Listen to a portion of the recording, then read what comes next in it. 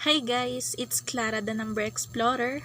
Ang topic natin for this video ay types of set.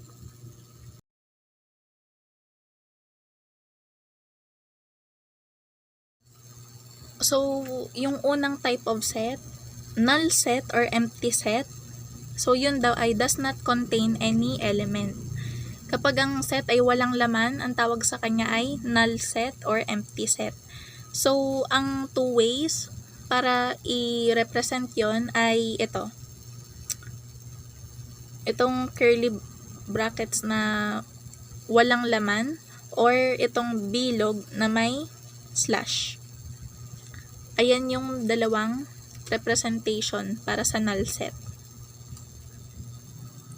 So, yung second type ng set ay yung subset. Sabi doon, a set A is said to be a subset of B if every element of A is also in B. Even null set is a subset of another subset. So, paano ko ba explain? Yung laman daw ni A, kapag nandun din siya kay B, si A daw ay subset ni B. So, paano natin i-write? Paano natin susulat? In symbol. So, yun ay A is contained in B. Or A is a subset of B. Tapos, kung babalik ta rin naman natin, B contains A. So, A is contained in B or A is a subset of B. Tapos, ito din, A is a subset of B pa rin yan. Pero, yung basa na dyan, B is contained in A. Pero, parehas lang ng meaning. So, halimbawa, ang laman ni set B ay hindi maayos. 1, 2, 3, 4, 5. Tapos, ang laman ni A ay 1, 2, 3. Si 1 ba sa A? Yung A may 1. May 1 ba kay B? Meron. Si 2, may 2 rin si B. Tapos, si 3, may laman din na 3. Tapos, may mga laman pa siya. May laman pa si B na hindi laman ni A. So, parang under lang ni B si A. So, ang sulat doon ay A is contained in B. A is a subset of B. So, meron tayong formula para sa subset. Sa dami ng subset. Yun ay yung 2 raised to n. Formula for subsets. Where n is equals to the number of elements. Okay. Halimbawa, etong si set A. Ilang subset pa yung pwede nating makuha kay A? So, ilan yung laman ni set A? 3. So, isa-substitute natin sa formula. Merong 2 raised to 3. Kasi 3 yung laman ni set A. So, 2 raised to 3 is equals to 8. So, meron daw tayong 8 subsets. So, dito pala sa 1, 2, 3 na to, may mabubuo pa tayong 8. So, ano-ano yung 8 na yon? I-check nga natin. So, una sa lahat, wag natin kakalimutan si null set. Ayan, sabi dito, 'di ba? Even null set is a subset of another set. So, automatic, kasama agad tong si null set. Tapos, ilista natin. Ano pa yung iba? Si 1. Ayan, 1 lang ang laman niya. Tapos, dito naman, 2 lang ang laman niya. Tapos, dito naman, 3 lang ang laman niya. So, meron ng 4. So, tapos, kukunin naman natin yung sa dalawa nila. So, 1, 2. Tapos, 2, 3. Tapos, 1, 3. Ayan. Bali ito walang laman. Ito may tig-iisang laman. Tapos ito naman tigdala-dalawa na. 1, 2, 3, 4, 5, 6, 7. Kulang pa ng isa. Yun ay yung sarili niya. Yun ay yung 1, 2, 3. Yun yung pangwalo. Yung silang lahatan na. Yun yung sa subset. Yun namang pangatlo, proper subset. If A is contained in B and A is not equal to B, then A is a proper subset of B. So, related pa rin siya dito sa lesson itong pangalawa, itong subset. Tingnan natin ito, sabi, if A is contained in B and A is not equal to B. So, ito, halimbawa, 'di ba itong A na to? Itong A na to, subset siya ni B. Pero itong si A, kaya niya pang magkaroon ulit ng mga subset. So, meron tayong nakuha, 'di ba? Na 8 na subset para dito kay set A. Dapat daw hindi parehas yung laman nung subset sa pinanggalingan niyang set. Focus muna tayo dito kay set A tsaka sa mga subset niya. Alin dito ang mga proper subset? So, ito yon.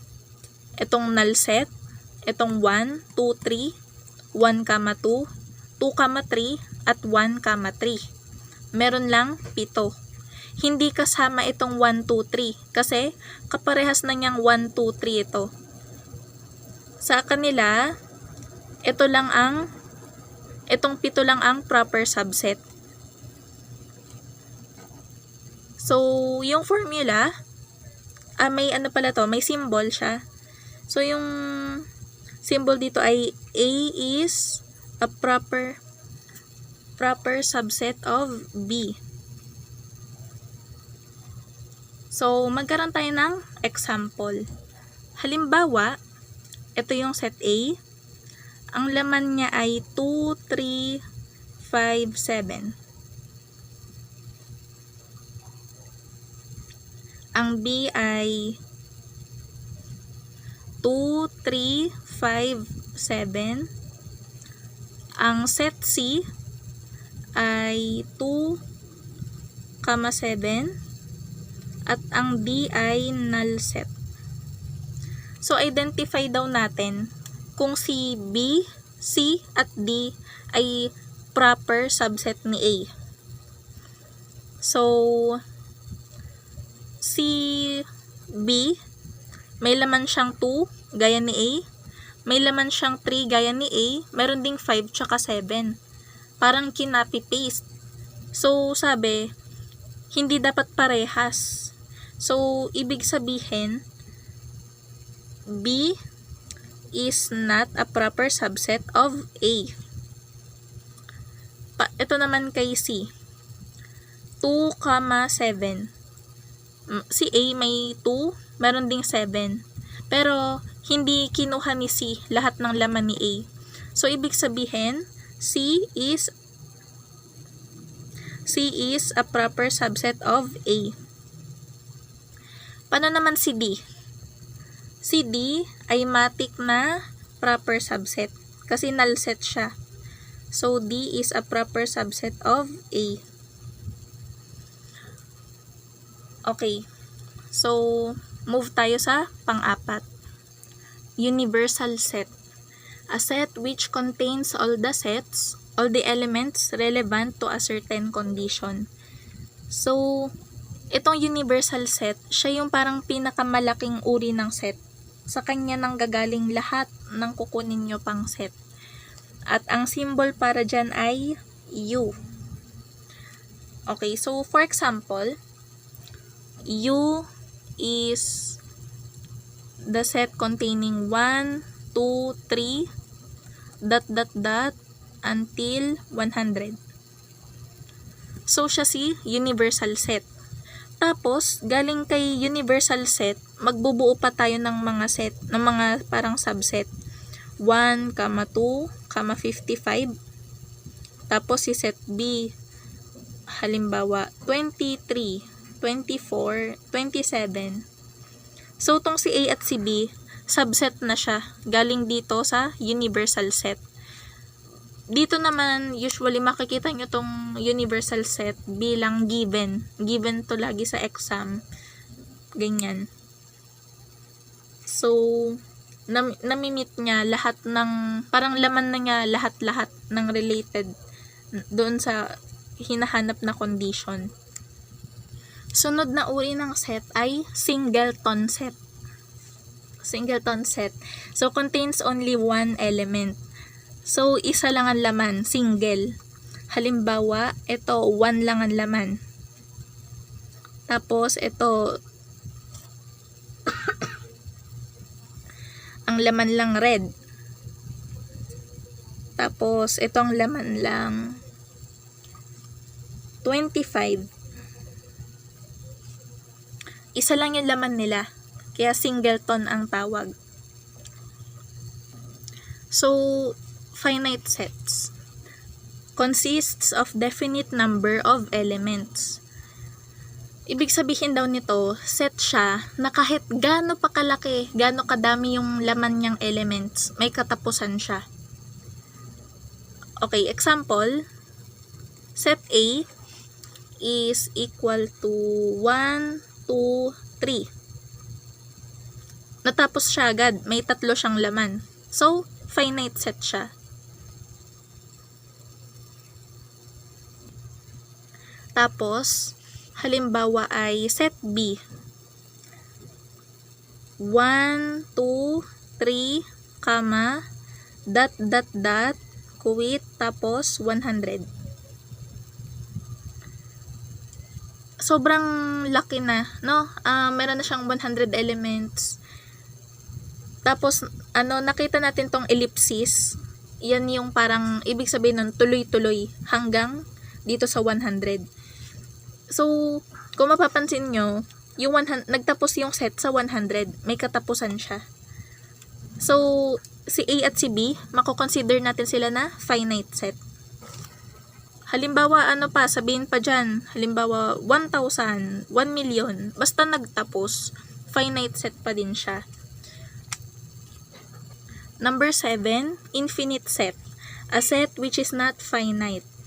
So, walang katapusan naman to. Itong infinite set. Example ay, set of all natural numbers. Yung symbol nito ay yung N.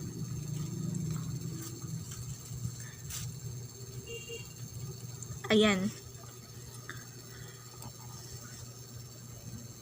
Ang laman nito ay, halimbawa set A, 1, 2, 3, 4, 5, tapos ellipsis. Nag-umpisa siya sa 1, tapos dire-diretso na. Papalaki yung numbers doon sa positive infinity. Papunta na doon. Tapos, set of whole numbers. Ayan. So, halimbawa yun ay yung set B. Mag-uumpisa yun sa 0, 1, 2, 3, 4, tapos ellipsis. Hanggang, papalaki yung number. Hanggang infinity na din. So, kung napapansin nyo, itong finite set, may katapusan siya. Yung kung magkakaroon man ng ellipsis, nasa gitna. Pero itong infinite set, yung ellipsis niya, nasa dulo. Ibig sabihin, sa sobrang wala ng katapusan, hanggang dun lang yung kaya nating isulat, ellipsis na. Number 8, equivalent set.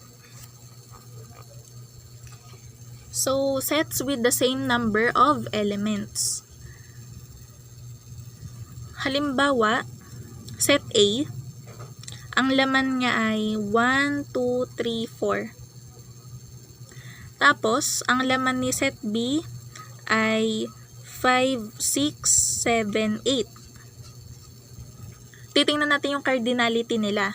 So, yung cardinality na banggit natin dun sa first video, yung dami ng elements sa isang set.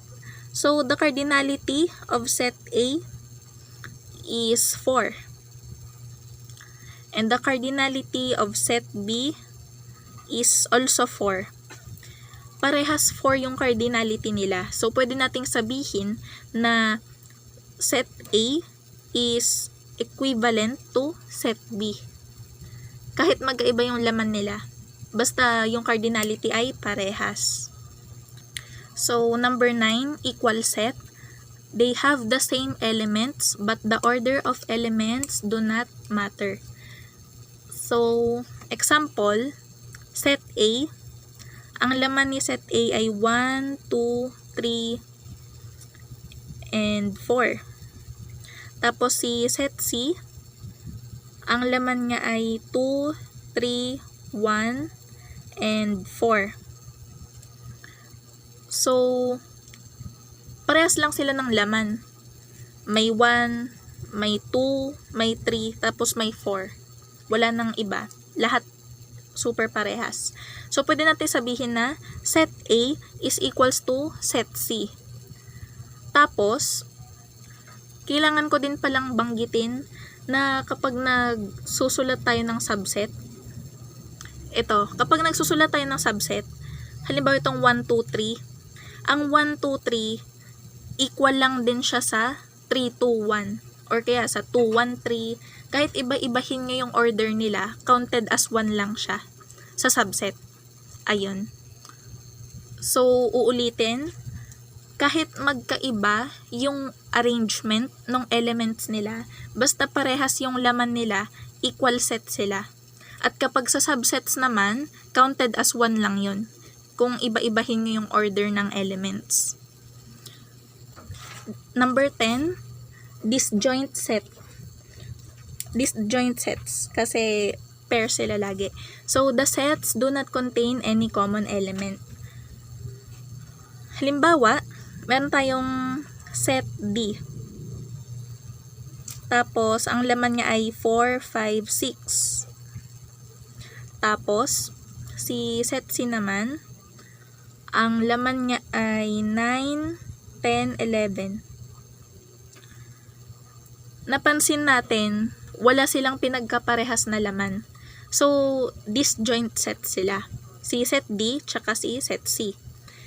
So, ang tawag sa kanila, they are equivalent set.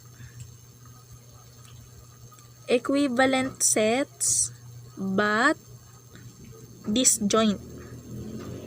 Kung mapapansin nyo kasi, pareha sila ng cardinality. May 3 laman, may 3 laman. So, equivalent set.